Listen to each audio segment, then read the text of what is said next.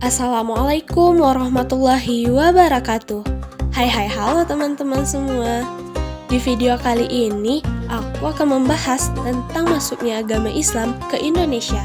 Seperti yang kita tahu, negara Indonesia adalah salah satu negara dengan pemeluk agama Islam terbanyak. Dan kita pasti juga penasaran tentang sejarah masuknya Islam ke Nusantara. Nah, mari kita bahas 5 teori masuknya Islam ke Nusantara. Teori Gujarat. Tokoh pendukung teori ini ialah Snodgrass. Teori ini menjelaskan bahwa Islam masuk ke Nusantara itu dibawa oleh para pedagang muslim dari Gujarat pada abad ke-13.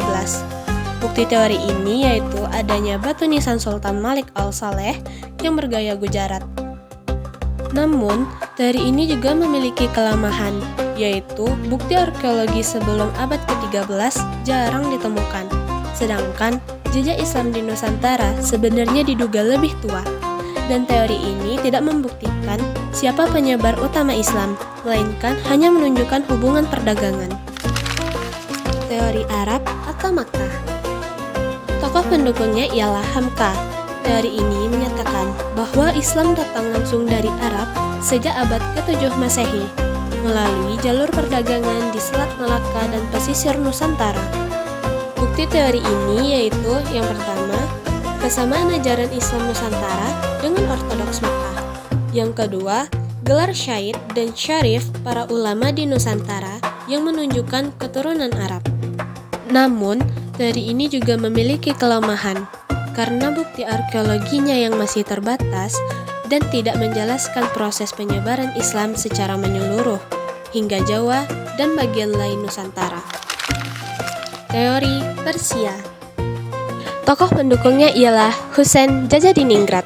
Teori ini menjelaskan bahwa Islam datang dari Persia yang memiliki hubungan dagang dan budaya dengan masyarakat Nusantara. Bukti teori ini ialah 1.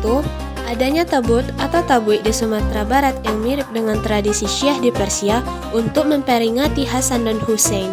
Yang kedua, kemiripan kaligrafi dan seni arsitektur Persia.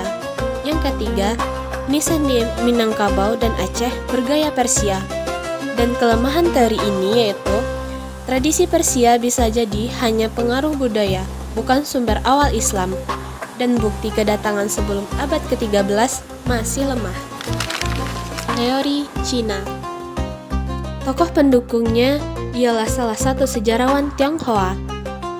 Teori ini menjelaskan bahwa Islam masuk melalui pedagang Muslim Cina yang telah lama berinteraksi dengan masyarakat Nusantara. Bukti teori ini yaitu adanya komunitas Muslim di Cina sejak abad ke-7 Masehi. Arsitektur masjid tua bergaya Tionghoa yaitu Masjid Demak dan Masjid Angke. Tokoh wali seperti Sunan Ampel yang diduga memiliki garis keturunan Tionghoa. Kelemahan teori ini yaitu bukti penyebaran awal Islam oleh Cina masih minim, dan peran Cina lebih dipandang sebagai penguat penyebaran Islam, bukan pembawa awalnya. Teori campuran.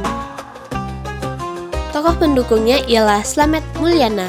Teori ini menjelaskan bahwa Islam masuk ke Nusantara secara bertahap, dibawa oleh pedagang Arab, Persia, India, dan Cina melalui perdagangan maritim. Teori ini dibuktikan dengan ditemukannya berbagai bentuk budaya Islam dari banyak wilayah dan perbedaan corak Islam di tiap wilayah Nusantara. Namun, teori ini dilemahkan karena tidak menunjukkan sumber utama kedatangan Islam dan bukti-bukti yang tidak spesifik. Nah, kita sudah selesai membahas 5 teori masuknya Islam ke Nusantara. Terima kasih sudah menonton. Saya Aisyah Zahra, pamit undur diri. Assalamualaikum warahmatullahi wabarakatuh.